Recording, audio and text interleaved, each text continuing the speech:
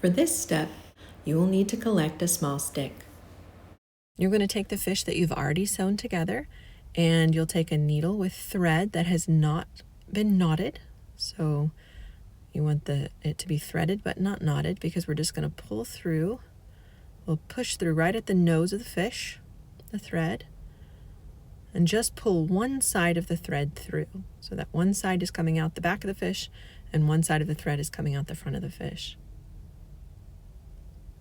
And we'll take those two pieces together, see how the fish is hanging from them, and we will take our stick, and you can choose how long or short you want to make your fishing line, but wherever you choose to make it, you can tie a knot around that stick.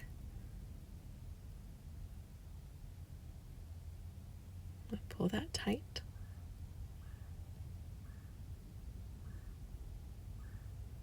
I'm going to make a double knot.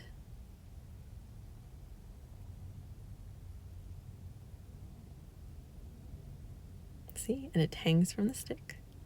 I'm going to take my scissors and I'm just going to clip that little thread, not too close to the knot or the knot might come undone. And there you have it. You've made yourself a little fishing pole for your pocket pal.